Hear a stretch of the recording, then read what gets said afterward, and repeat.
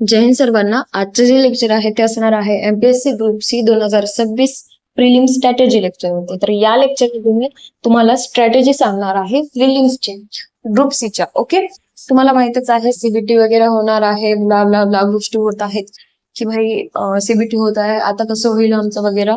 ठीक आहे, पहा एमपीएससी अशी आहे की त्यांनी जर निर्णय घेतलाय तर त्यांनी टाइम पण दिलाय.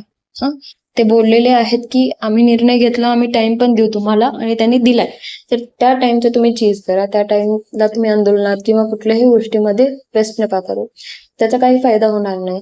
तुम्ही जानेवारीमध्ये पाहिलं असेल की एजमुळे आंदोलने होत होती, पण काही ऐकलं का? तर नाही, काहीच झालं नाही त्याचं. सो त्यामुळे ना ह्या गोष्टीला इग्नोर करून अभ्यासाकडे तुम्ही आता वळायला पाहिजे असं मला स्वतःला वाटतं. मला नाही वाटत की काही चेंजेस करतील वगैरे, ते स्ट्रिक्ट आहेत या बाबतीत. ओके, असो. आता ही स्ट्रॅटेजी लेक्चर कोणासाठी असणार आहे? ऑफकोर्स बिगिनरसाठी, intermediate and also pro level. Pro level म्हणजे कोण ज्यांनी मॉक सुरू केलेली आहे त्यांच्यासाठी पण हे युजफुल असेल. त्यांना तर सांगायची गरजच नसते, तरी पण त्यांनीही पाहिले तर काही हरकत नाही यामध्ये. ओके, चला स्टार्ट करू. नेमकं काय पहा, इथे मी विषय दिलेले आहेत. टोटल 7 विषय असतात आपल्या एक्झाम मध्ये. ठीक, किती असतात? 7. थाला फॉर रिझन. प्रत्येक विषयाला वेगवेगळे असे वेटेज असतं. म्हणजे पॉलिटीला पहा किती आहे, 15 प्रश्नाचा आहे आणि 15 मार्कचा आहे. म्हणजे प्रत्येकी 1 मार्क असतो. 100 मार्काची ही टेस्ट असते. ओके, आणि प्रत्येक 100 प्रश्न असतात. किती तासात होतात? तर 1 तास मध्ये होते. ठीक, इकॉनॉमिक्स साठी किती? 15 प्रश्न आहेत, 15 मार्क्स. सायन्स साठी सेम, करंट साठी सेम. इथे जिओग्राफी हिस्ट्री वेगळा, पण सर्वात हायएस्ट वेटेज जो असतो तो मॅथ्सचा असतो. ते 20 मार्क्स साठी असतं आणि 20 प्रश्नांसाठी असतं. ठीक आहे, मॅथ्सचा आपण शेवटी बोलूया. अरे इरेज करायचं होता, 1 सेकंड.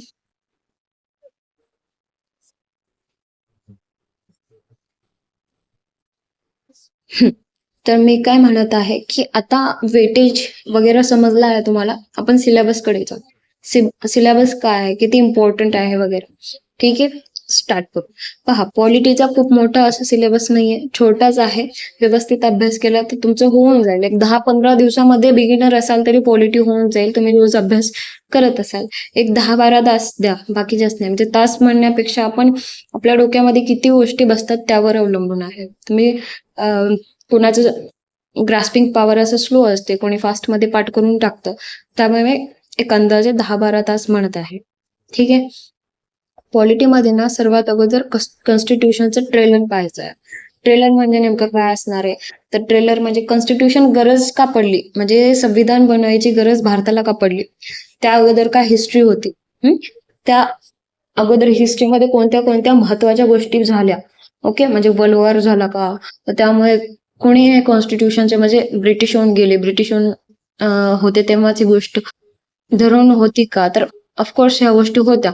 तर ते सर्व या ट्रेलर मध्ये असणार आहे. पहिला टॉपिक तुम्हाला काय करायचंय? कॉन्स्टिट्यूशनचा ट्रेलर. ठीक, जे की मला असं वाटत आहे मी घ्यायला पाहिजे सगळ्याच. म्हणजे हे जे आहे 8-10 दिवसामध्ये मी घेऊ शकेन असं मला वाटतं. ठीक, पण तुमची साथ पाहिजे. तुम्हाला वाटत असेल की yes you can take it, म्हणजे तुम्हाला वाटत असेल की हो मॅडम तुम्ही हे घेऊ शकता, तुम्ही आम्हाला हेल्प करू शकता, तर तुम्ही सांगा असं मला कमेंटमध्ये एकदा. असो, हे झालं कॉन्स्टिट्यूशन बद्दल, पहिला टॉपिक बद्दल. म्हणजे पहिला चॅप्टर बद्दल. दुसरा म्हणजे प्रस्तावना असते, प्रियम्बल. प्रियम्बल म्हणजे we the people of India having solemnly resolved. आम्ही भारताचे लोक, असे ते तुम्हाला प्रस्तावना शाळेत बोलून घ्यायची ना, त्यावरती प्रश्न येतात एक्झाम मध्ये. आता सीबीटी आहे, म्हणजे आपल्या ह्यामध्ये येत नव्हते. सॉरी, बीच कसं काढत आहे श्रद्धा? सीबीटी.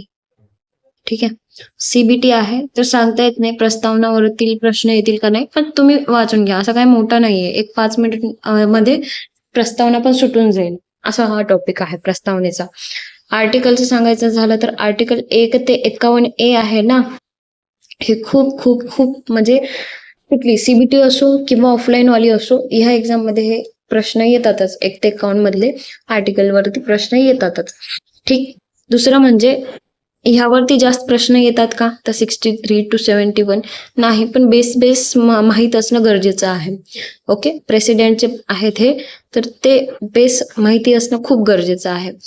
ह्यावरती येतात का, तर येतात थोडेफार. म्हणजे 74th कोणाचा आहे, तर ऑफकोर्स प्राईम मिनिस्टरचा आर्टिकल आहे. म्हणजे कुठला आर्टिकल प्राईम मिनिस्टरचा आहे, अशा टाईपचे येतात. ठीक आहे. दुसरा म्हणजे 79 to 122 चे येतात का, तर गरज नाही, मला तर वाटतच नाही. कारण मी ना ऑलरेडी तलाठीचे लेक्चर शिकवलेले आहेत. तुम्ही पाहू शकतात. आय थिंक सो 30 असे लेक्चर झालेत, ते मी ऍड पण केलेले, प्लेलिस्ट बनवलेली आहे. त्यामध्ये 30 मध्ये यावरती जास्त असे कुठलेही आर्टिकल नव्हते. ते TCS ने घेतलेली एक्झाम होती. आता काय माहित नेमकं कोणाकडे देतील त्यांनी, ते मी वाचलेलं नाही. PDF त्यामध्ये आहे का, कोणती कंपनी एक्झाम घेणारे. इफ सपोज TCS घेत असेल तर अजिबात गरज नाही की 79 to 122 चे वाचायचे. ओके. डायरेक्ट तुम्ही जम्प मारायचंय कुठे, 168 to 212. मग सोबतच जे हायकोर्टचे आहेत, ठीक आहे, हायकोर्ट आणि सुप्रीम कोर्टचे आर्टिकल आहेत, ते थोडंसं माहिती असणं. हे जे आहे, दिसत आहे का तुम्हाला, हे जे आहे 148 to 152 ते कॅगचे आर्टिकल आहेत. तर कॅगचं आर्टिकल कुठून स्टार्ट होतात, किंवा कॅग सध्याचा कोण आहे, असे प्रश्न येऊ शकतात. बस, म्हणजे व्यक्तीवरती येतात. गव्हर्नर कोण आहेत सध्याचे, किंवा त्यांनी अगोदर काय केलेलं आहे, ते कुठे होते अगोदर कामी. म्हणजे CP राधाकृष्ण आता सध्याचे काय आहेत, नाही प्रेसिडेंट आहेत ते, सॉरी, आपले शर्माजी, महाराष्ट्राचे गव्हर्नर. तर ते नेमकं अगोदर कुठे त्यांनी हे केलेलं होतं, म्हणजे कार्य केलेलं होतं ऍज अ गव्हर्नर, किंवा कुठलंही अशी माहिती असणं, बेसिक माहिती असणं खूप गरजेचं आहे, जे विचारतात ते एक्झाम मध्ये. ठीक आहे. 153 ते 162 हे आयोगाचा फेवरेट आहे. ओके. आयोगाचा फेवरेट आहे, गव्हर्नरचा आहे हा. म्हणजे गव्हर्नर, जसं जसं भारतासाठी प्रेसिडेंट असतो ना, तसं राज्यासाठी कोण असतं, गव्हर्नर. जे कार्य प्रेसिडेंट देशासाठी करतात, तेच कार्य गव्हर्नर काय करतं, राज्यासाठी करतं. ठीक आहे. त्यामुळे ना ते राज्याच्या गव्हर्नर बद्दल जास्त विचारत असतात. सो हे एक इम्पॉर्टंट आहे. 163 to 168 यामध्ये CM चे आर्टिकल्स येतात, सोबत मिनिस्ट्रीजचे येतात, आणि सोबतच काय म्हणतात आपलं हे लेजिस्लेटिव्ह असेंब्लीचे. मराठीमध्ये पण सांगेन, बस एक ओव्हरऑल सांगत आहे मी, असं असं आहे. हे फक्त मी तुम्हाला हे सांगते, असा हा सिलेबस असतो. बाकी यातनं बाहेर तर ना, म्हणजे हे पंचायती एक आहे, पंचायती एक सांगायचं. ठीक आहे. कोणी वाचले नसेल, प्रत्येक वेळी एक्झाम मध्ये पंचायतीवरती, तर तो ग्रुप B असो, C असो, TCS असो, कुठलीही एक्झाम असो, त्यांना पंचायती आवडतच. म्युन्सिपॅलिटी म्हणजे 243 to 243O, आज मी असं. आणि मेन म्हणजे माझी शिकवण्याची पद्धत जी पॉलिटीची आहे ना, ती एकदम स्टोरी टाईप असते. म्हणजे पाहिलं की लक्षात असायला हवं, अशा प्रकारचे मी स्वतःला शिकवते आणि समोरच्याला. ठीक आहे. म्हणजे असं काय हार्ड वाटणार नाही, यार एवढं लय मी कसं करू आता, एवढं लय माझ्या नाही होणार नाही, असं नका बोलू. होऊ शकतं, काय होत नाही, काय होत नाही, मग तो असं बोला. ओके. पंचायत 243 म्युन्सिपलचे तेवढे इम्पॉर्टंट नाही. म्युन्सिपलचाही ट्रेलर सारखा आपण वाचून घ्यायची गरज आहे. ओके. ठीक. आणि इलेक्शन कमिशन एक, आणि 315 UPSC वाला एक, आणि आर्टिकल 280 आणि 279A वाला, म्हणजे कन्सोलिडेट फंड एक असतं, ते नंतर पाहू. शेवटचे तर नाही, पण हे जे आहेत 1 ते 51 A पर्यंतचे, ते तर भारीच शिकवणार आहे, डोंट वरी. इफ सपोज तुम्ही बोललात तर, नाही तर असू द्या. ओके. दुसरा म्हणजे इथे पहा, जॉग्राफी. जॉग्राफीचा काय करायचा असतो, एकतर जॉग्राफी महाराष्ट्राचा बऱ्याच वेळा विचारतात. सध्या CBT आली आहे म्हणून ते भारताचाही विचारू शकतात. तर भारताचा काय विचारतील जास्तीत जास्त, भारताचा जसं महाराष्ट्राचा सर्वात उंच हे हिल टेकडी कोणती, कुठली टेकडी आहे, तसंच ते महाराष्ट्राच्या ऐवजी भारताची विचारतील. जास्तीत जास्त काहीच नाही. मला महाराष्ट्रापेक्षा भारताचाच जाम आवडतो. म्हणजे असं नाही की मला महाराष्ट्र आवडत नाही, महाराष्ट्र माझा जीव आहे. बस असं की पाठ करायला सोपे जातात, त्यामुळे मला भारताचा आवडतो. ठीक आहे. दुसरा म्हणजे आपण काय करूया, कोरिलेट करूया. जेव्हा केव्हा महाराष्ट्रावरून काही प्रश्न आला, आपण PYQs पाहू. तर PYQs ते तुम्हाला माहितच आहे, जर तुम्ही एखादा कुठला टॉपिक पाहिला असेल भूगोलचा माझा PYQचा, तर त्यामध्ये तुम्हाला समजेलच की मी कसं शिकवते. ठीक. तर मग PYQ आला कुठला, आणि त्यामध्ये महाराष्ट्राचा असेल, तर त्याला कोरिलेट करूया आपण भारतासोबत. ओके. ठीक आहे. चालेल ना. नाहीच. तुम्हाला वाटलं नाहीच की मला आता हे बेसिक पासून शिकायला पाहिजे, तर तुम्ही सौदी सरांची बुक घ्या. Okay. Saudi sir is the best one. त्यांची बुक चांगली आहे. ठीक. मी कधी यूज केलेली आहे का? नाही. पण ज्यांनी यूज केलेली आहे त्यांच्याकडून शिकलेली आहे मी. त्यामुळे सौदी सरांची बुक मला असं वाटतं छान आहे. इकॉनॉमिक्स भाई इकॉनॉमिक्स तर मला असं वाटतं I am pro in this. मी स्वतःची तारीफ करत आहे का आज? तर काय करू मी तरी? माझी तारीफ करतच नाही कोण कमेंटमध्ये. असो. तर इकॉनॉमिक्स असं वाटतं माझ्यासाठी खूप इझी जाईल. 15 प्रश्न माझ्याऐवजी कोणाकडे शिकू नका. इकॉनॉमिक्स. बस बाकी तुमची इच्छा. पण अशा प्रकारे शिकवेन की बस तुम्ही म्हणायला पाहिजे जे बोलले तेच झालं. 15 पैकी 13-14 प्रश्न तुम्हाला एक्झाममध्ये येतील. एवढा गॅरंटी सहित सांगते तुम्हाला. एखाद 2 राहिले, 2-3 राहिले ते समजा ते करंटचे असतील. कारण करंट वाला जे आहे ते काहीही घोळ करू शकतात इकॉनॉमिक्समध्ये. त्यामुळे इकॉनॉमिक्सचा असा सीन असेल. ओके. दुसरा म्हणजे या सिलेबसमध्ये काय असतं, इकॉनॉमिक्समध्ये काय असतं, जिओग्राफीमध्ये काय असतं. तर जिओग्राफीमध्ये काय आहे? जिओग्राफी म्हटलं की हे राज्याचं हे काय म्हणजे काय महत्वाचं आहे. ठीक आहे. कुठे आहे एखादी जागा, एखादा प्लेस विचारतात ते की नदी नाले विचारतात जे की खूप मेन असतं. ठीक आहे. गोदावरी नदीबद्दल विचारतील. म्हणजे भारताची दुसरी लॉंगेस्ट नदी आहे. पहिली कोणती आहे? गंगा आहे. तर दुसऱ्या लॉंगेस्ट नदीबद्दल जास्त विचारतील किंवा गंगा नदीबद्दलही विचारतील ते. अशा प्रकारे जिओग्राफीचा सीन असतो. इकॉनॉमिक्सचं काय असतं, मॉनिटरी पॉलिसीवरती खूप प्रश्न असतात. इन्फ्लेशन म्हणजे मौद्रिक धोरण, इन्फ्लेशन म्हणजे महागाईवरती बरेच असे प्रश्न ते विचारत असतात. म्हणजे त्यामुळे ना आपले एक मॉनिटरी पॉलिसी केली आणि इन्फ्लेशन एक केला आणि कुठला यार तो इन्फ्लेशन झाला मॉनिटरी पॉलिसी आरबीआय म्हणजे आरबीआय बद्दल विचारणार ते काहीतरी किंवा नीती आयोग बद्दल विचारणार. सध्याचे नीती आयोगचे सीईओ झालेले आहेत निधी छिब्बरजी. कोण? निधी छिब्बरजी. त्यावरती प्रश्न येऊ शकतो. अशा टाईपचे ते प्रश्न विचारतील. ओके. त्यातनच तुमचे 7-8 प्रश्न इझिली होतात. बाकी अजून वरचे कव्हर होण्यासाठी ते मी तुम्हाला टॉपिक तिथे आणून देईल. ओके. स्ट्रॅटेजी अशी ठेवायची आहे की म्हणजे रिवाइज करायला वेळ मिळायला पाहिजे. बऱ्याचदा रिवाइज करायला वेळ नसतो. आपला अभ्यास झालेला असतो, आपले सिलेबस कंप्लीट झालेला असतो. पण मॉक नाही दिल्यामुळे कन्फ्युजन होतं. ठीक आहे. आता काय होतं एखादा सांगू का तुम्हाला, साऊथ साईडचा कुठला पीक सर्वात मोठा आहे. ठीक आहे. कुठला हिल सर्वात मोठा आहे असं विचारतात ते. अनायमुडी. तर आपण एक लक्षात ठेवतो एक ट्रेक की अनायमुडी हे केरलामध्ये आहे किंवा साऊथ मध्ये आहे असं लक्षात ठेवतो. ते काय करतात, केरला तर देतात ऑप्शन मध्ये, पण साऊथचे सगळेच राज्य देतात ते.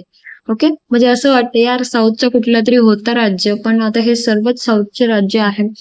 अशा प्रकारे देऊन ते आपल्याला फसवत असतात. त्यामुळे हे रिव्हिजन केल्याने तुमचं कन्फ्युजन खतम होऊन जाईल आणि मॉक टेस्ट दिल्याने पण हे एंड होऊन जाईल. दुसरा म्हणजे हे तिन्हीसाठी इम्पॉर्टंट आहे. म्हणजे बिगिनर वाले पण करू शकतात असं इंटरमिडिएट वाले आणि मॉक वाल्यांचं तर काय, तुम्ही मॉक देत चला. तुम्ही पीवायक्यू अनालिसिस करा व्यवस्थित. तुम्ही मॉक आता सध्या टेक्स्ट बुक वरती द्या असं मला वाटतं. किंवा जर सॅटर्डे संडेला एसएससी वाले जे असतात ना टीचर लोक, ते ना मॉक फ्री करतात. Free mock. I think so text book पण फ्री करते मॉक, मला माहिती नाही. पण बरेच जण असं करतात. त्यांचे नाव आहेत द पुंडित्स असं काहीतरी अँड करिअर व्हील. म्हणजे ते दर सॅटर्डे संडेला फ्री करून टाकतात. म्हणजे उद्याच आहे सॅटर्डे संडे, एखादी मॉक देऊन बघा सवय लागण्यासाठी. त्यांचे विषय वेगवेगळे असतात. इंग्लिश मॅथ्स एक असतं, रिझनिंग एक असतं आणि जीएस एक असतं. 25 प्रश्न असतात, जास्त नाही. त्यामुळे पण तुमच्याकडे पैसे असतील व्यवस्थित तर मला असं वाटतं टेक्स्ट बुकची घ्या. हे सबस्क्रिप्शन करा टेक्स्ट बुकला. ओके. दुसरा म्हणजे काय, तर हे झाला इकॉनॉमिक्स मी गॅरंटी घेऊ शकते. ठीक आहे. बाकी तर इकोनॉमिक्स भी घेऊ शकते, पॉलिटी पण घेऊ सकते, ये भी ले सकती हूँ ज्योग्राफी की. पर साइंस का क्या, तो साइंस मेरे वांदे है साइंस के भाई साहब. मेरे बहुत ही वांदे. काय झालेलं म्हणजे 9वी-10वी इतकी इरिटेट होते मी सायन्स की मी सायन्स घेतलंच नाही नंतर. 10वी नंतर कधीची एकदाची माझी एक्झाम होते ना, मी कधी सायन्सचं तोंड पाहणार नाही असं वाटायचं मला, पण पाहायला लागलं. परिस्थितीने केलं तसं किंवा सायन्सला राग आला असेल असो. तर सायन्स कुणाकडनं करायचं? मी एक क्लास सध्या पाहत आहे, त्यांचं क्लासचं नाव आहे विज्ञानवाला आय थिंक सो. तर त्यांचे 10K फॉलोअर्स आहेत. भाईसाहेब किती 10K फॉलोअर्स. पण ते सर कसे आहेत ना, खूप भारी शिकवतात. ओके, ते सर खरंच खूप भारी शिकवतात. म्हणजे मला सायन्सचं सस करायचं नाही असे होते त्याचं. आता थोडं थोडं थोडं डोक्यामध्ये येत आहे जसं जसं मी क्लास करत आहे तसं. ठीक आहे, युट्यूब वरती आहे, तुम्ही युट्यूब वर जाऊन पाहू शकता त्यांचे लेक्चर्स. ठीक, सायन्स वाला किंवा विज्ञानवाला. करंटचं काय करायचं तर करंट एक इंडोलॉगस म्हणून चॅनल आहे जे की मी फॉलो करते स्वतः इंडोलॉगसला. किंवा तुम्ही एक अजून सर आहेत दीपक यादव सर. दीपक माझे फेवरेट सर आहे ते. ठीक आहे, म्हणजे ऍज अ करंट साठी तर दीपक यादव सर किंवा इंडोलॉगस. मला वाटतं इंडोलॉगस करा. दीपक यादव सर हे राज्यसेवासाठी तुम्हाला हेल्प करतील. पण इंडोलॉगस one line exam, one day exam साठी खूप इम्पॉर्टंट आहे. एकतर ते, नाहीतर आपण काय करूया, तुम्हाला समजलं नसेल तुम्ही एखाद्या वेळेस मला कमेंट करू शकता. आपण त्यांचेच PDF घेऊन ना युट्यूब वरती शिकूया. म्हणजे ते त्यातलं कुठले इम्पॉर्टंट आहे.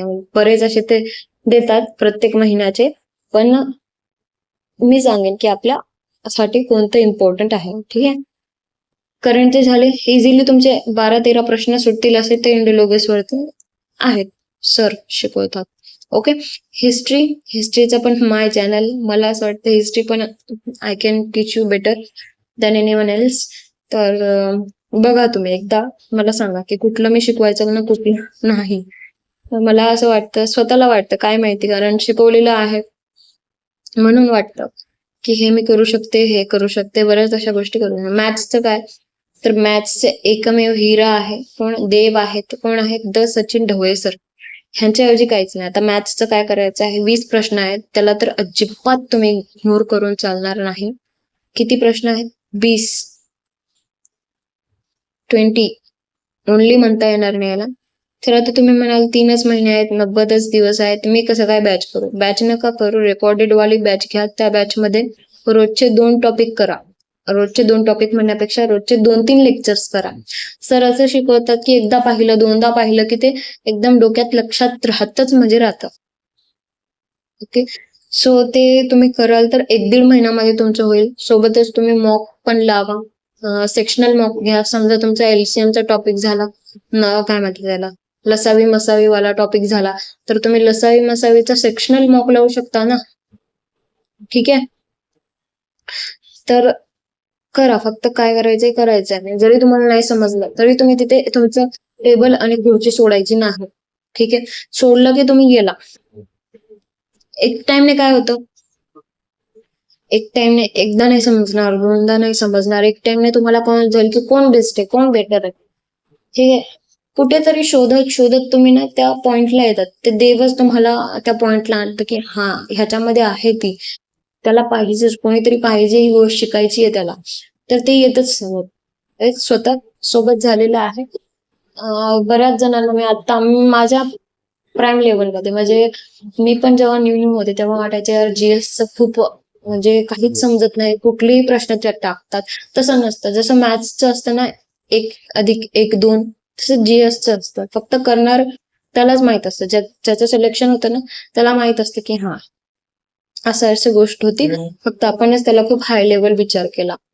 ओके, सो माझं असं म्हणणं आहे की बघा, तुमच्याकडे आहेत 90 डेज. ठीक आहे, 90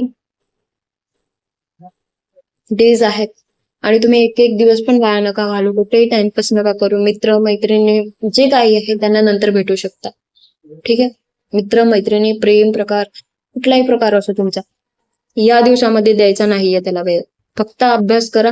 दुसरा म्हणजे तुम्हाला खूपच बोर झालं, तुमच्या एखाद्या मैत्रिणीला बोलत बस, 1-2 तास बोला रोज. असं काही म्हणत नाही की बोलूच नका, भाई ते तुटून जाईल दुसरीकडे. जात नाहीत मुली, पण तरी पण जात नसतात, पण तरी पण यार, म्हणजे नका सोडू. आजकाल अजून आधीच मुली नाही भेट. काय बोलते मी. असो, मी कोणालाही टॉन्ट मारत नाहीये बरं का, जे कोणी पाहत असेल तर. असो, तर ह्यामध्ये क्वेश्चन्स अँड मार्क्स मी 100 मार्क्सचं दिलेलं आहे. व्यवस्थित करायचं आहे. आता तुम्हाला ठरवायचं की मला करायचंय कसं, मला यातलं कसं लागू होईल. आता तुम्हाला हे सांगायचं आहे की पॉलिटिक्स मी शिकू का, मेरे में है क्या उतना, मेरी हैसियत है क्या तुम्हें ये सिखाने की, मेरे को ये बताओ जरा सा प्लीज. सो टार्गेट जे आहे, असा टार्गेट ठेवा की इथे माझं सिलेक्शन होणार, मला नेक्स्ट इयरच्या सीबीटी टेस्ट मध्ये बसायचं नाही, कारण याच वर्षी मी पास होणार, अशा काही. ओके, सो बस इतकंच. कसं वाटलं तुम्हाला लेक्चर आजचं? आवडलं असेल तर तुम्हाला माहितीच आहे काय करायचं असेल, जास्त बोलणार नाही. किंवा काही चुकलं असेल तर सांगा ते कमेंट मध्ये की मॅडम तुमचं हे चुकलेलं आहे, तुम्ही त्या मुलींबद्दल बोलायचं नव्हतं. ओके, अजून अजून काही असेल तर नक्की तुम्ही सांगा मला. सो एंड करते मी इथे लेक्चरला. भेटूया उद्याच्या लेक्चरमध्ये. जय हिंद.